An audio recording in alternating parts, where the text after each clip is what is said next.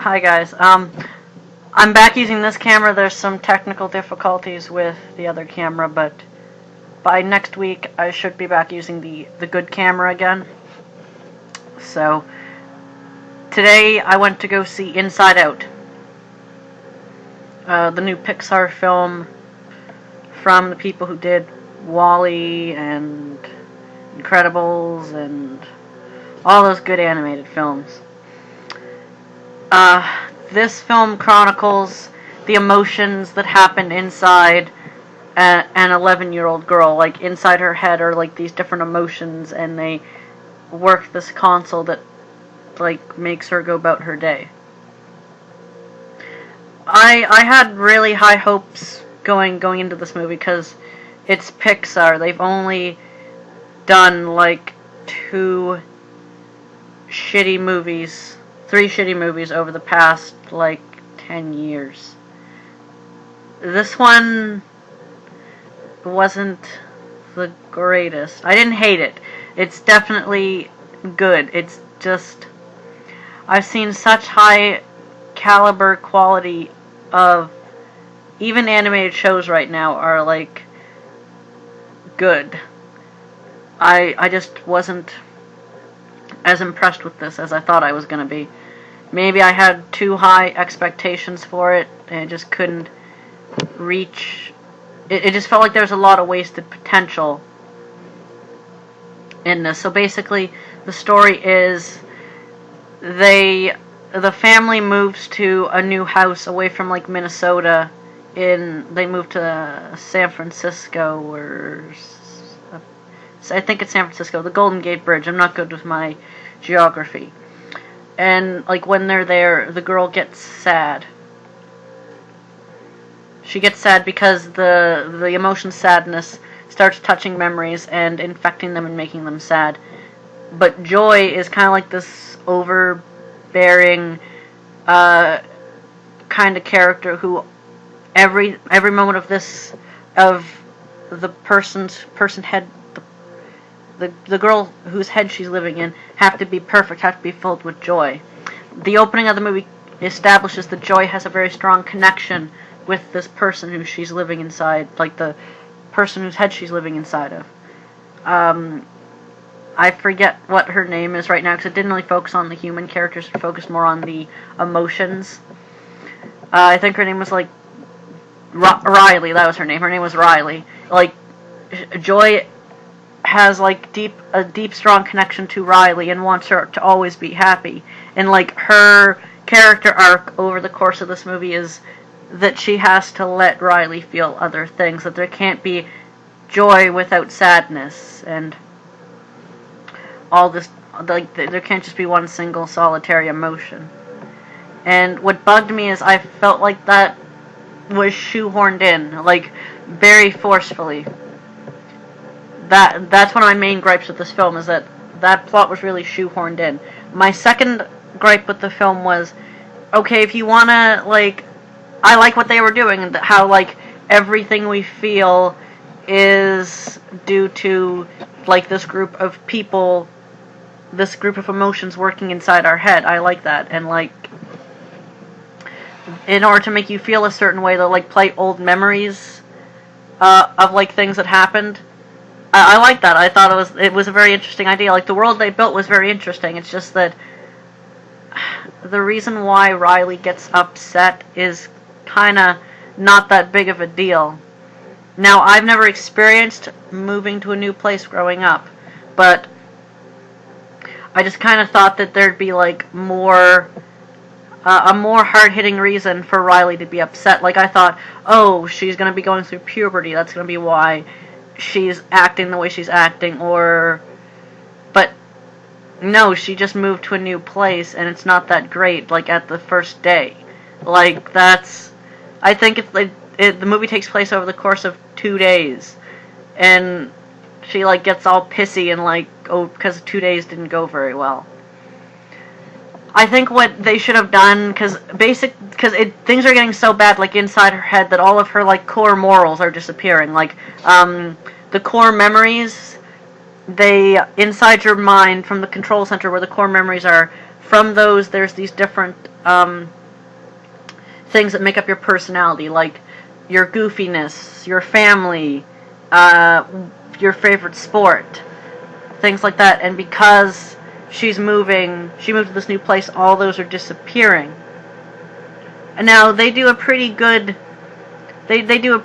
like way of explaining why this is happening. Like, she goes to play hockey and she's not good at it anymore. She's like, she has like not stage fright, but like nervous about it, so she fails, and then like she just explodes and she's like, no, I don't want to be here anymore, I just want to leave. I understand that, but I understand that. I just mean, like, if they wanted to have a big event happening in her life is causing her to be upset and act this way, it shouldn't have just been moving. It should have been, she's moving, but her parents are getting a divorce, or one of her parents died. Like an actual life-changing thing, not I moved to a new place. And like, the film basically shows like her main support, like her family is there with her. Her family more or less has her back. So I don't like why she's getting so pissy. There wasn't like a good explanation for it. Other than that, I really enjoyed the movie. Like, I thought it was a decent movie. Like, the way they built the inside of her like mind and like all these different things. Like, one of the side characters is her imaginary friend when she was growing up, and I think he's voiced by Burger from Revenge of the Nerds, or Metatron if you watch Supernatural. I think he's the one who voices him. I'm not sure, but like, and in her mind there's like the memory banks where like all the long-term memories are stored, and every now and then there's like a cleaning crew coming through these long-term memories, just sucking out useless information, or information they find useless. There's like Imagination Land, where like, I don't know, they didn't really explain that too well, in all honesty. They didn't really explain why Imagination Land existed in her head. So it didn't really serve a purpose. It was just like that was just like a chance to get like a bunch of interesting in-jokes through like the House of Cards, and when the House of Cards got knocked down, the person manning the station was like, I fold. Or when they flat up murdered the people living in the Cloud House, and at the end of it, it was like there was two cops investigating the death of the Cloud House citizens, and it's like, forget it, that's Cloud Town, Jake.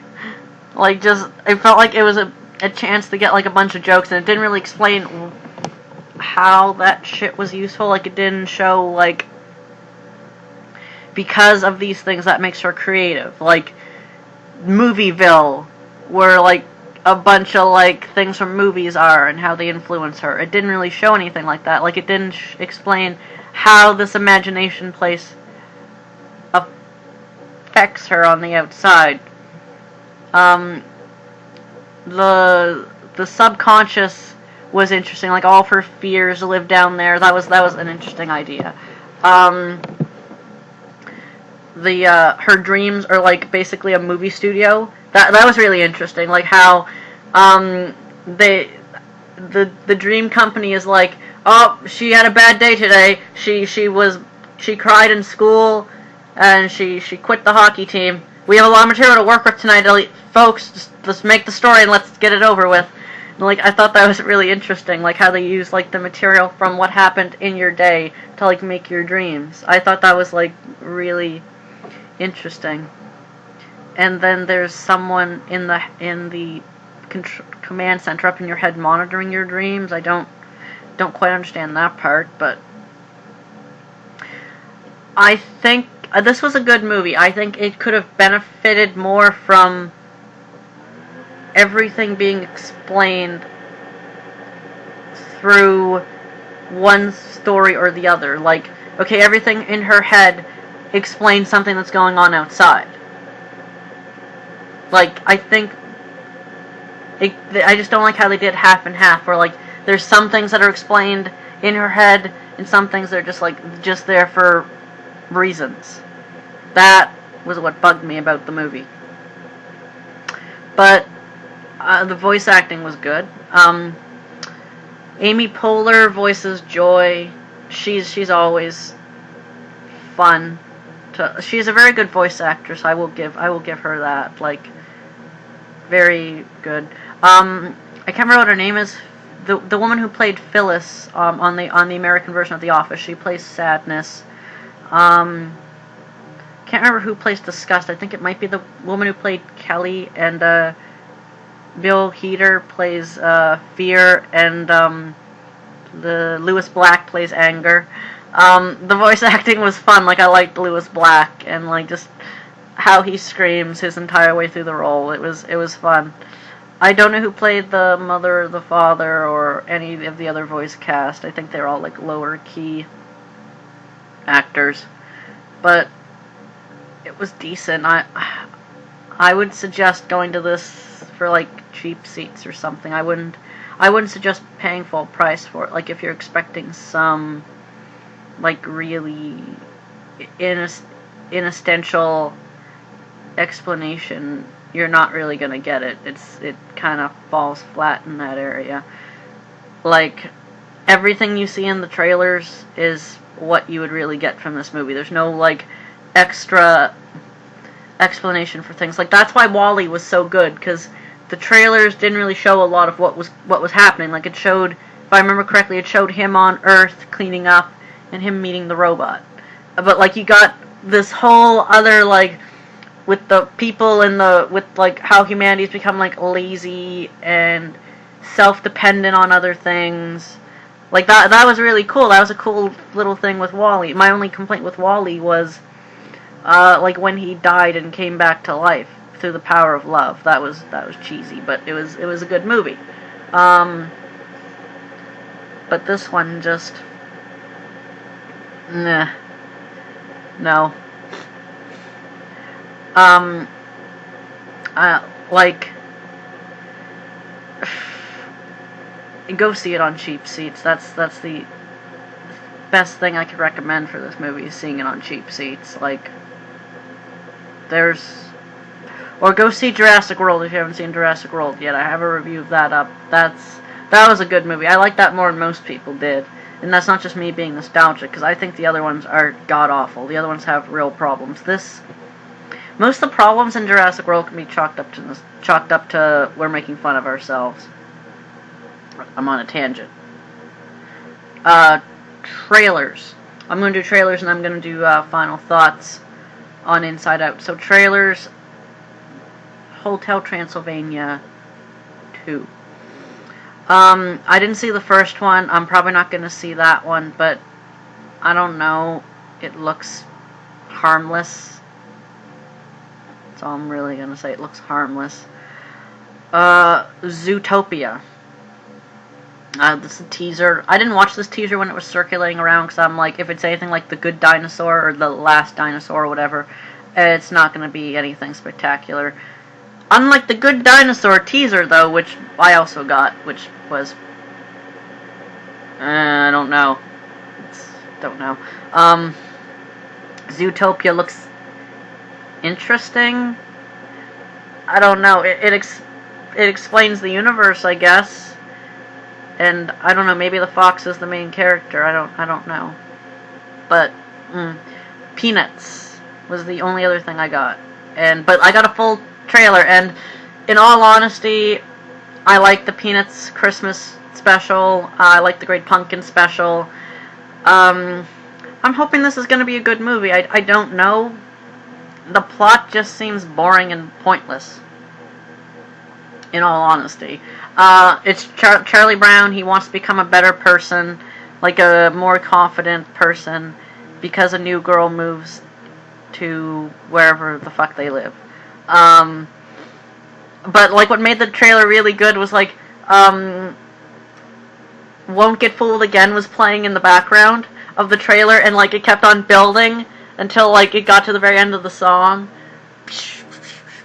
It was like really cool. Like, that made the trailer, was that song. And Snoopy, like, Charlie Brown just like dances, and Snoopy's like, no. And he starts doing like this like Latin like Gomez Adams style dance, And I'm like, okay, I can get behind this. I can get behind this. But yeah, go see Inside Out on like cheap seats night, because they don't commit to one side or the other, like really explaining things. Because like there's quite a few scenes in the movie where Riley will do things that the emotions will have no effect on. Like, I just wish they would explain that. Like, either the emotions have full control over what she's doing, everything that happens in her head fully affects what's going on outside, or finish explaining how this works like this.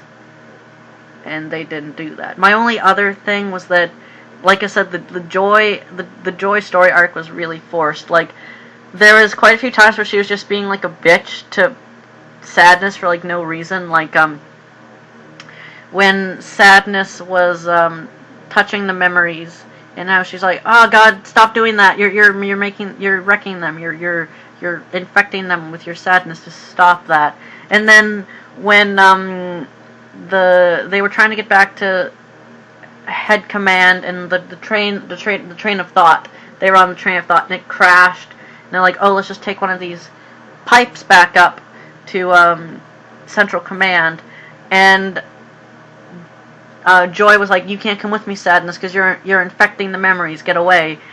And like Joy goes up there by herself and like almost dies. I'm like, good, that's what you fucking deserve. I almost screamed like, "God damn it, Joy, stop being such a fucking bitch!" In the theater. I was like, there's kids here. I can't really say that in the theater. But go see it on cheap night. It wasn't. The first little bit is really enjoyable. Like there's a lot of good moments in this film. Just if you think about it too much or try to look for stuff in there, you're not gonna find it. Unfortunately, it falls flat in that department, which is a bummer, because Pixar movies are movies that I find you can dig into and find like a lot of like interesting and dark ideas. Like with The Incredibles, you could see how like it was anti-individual and anti-technology. Like that was really fucking dark. And like this, I don't know, maybe on like more viewings it'll make more sense, but just from my initial view of it, I enjoyed it. It's good. It's just not the best Pixar's done. And there were like some heart-wrenching moments, like when the her invisible best friend there sacrificed himself so that Joy could get out of like the in the where the memories are. There's like the memory bank, but then underneath that there's like a disposal area where they dump like all the memories. And like him and Joy get stuck down there, and they fly his rocket ship, which is like it's a wagon with like brooms on it. They fly like his rocket ship out that's powered by song, and he realizes that it's too heavy, so they do it for like a third time, and he jumps off, and Joy gets out, and he stays down there, and he like disintegrates, because like if you spend too long down in that place, like you slowly like burn and disintegrate away. It was really heart-wrenching. Like I was like, oh shit, I like that character. Like shit, that was sad. But no one cares if Cloud People die. Cloud People can just get flat up murdered, and they're like, it's Cloud Town, Jake. It's Cloud Town. But it was a good movie. It was decent. I've seen worse. I've seen worse animated films, that's for sure. So yeah, go see it. Go see it on cheap seats. I'm not going to get the camera fixed by Sunday, Monday. I'm going to try to get a video up of my initial thoughts on True Detective Season 2, because I'm really excited for that. And next week I'm going to see Ted 2, and after that it'll be up in the air. So if you like this video, like it, comment on it, subscribe to my channel, and I'll see you next time. Bye.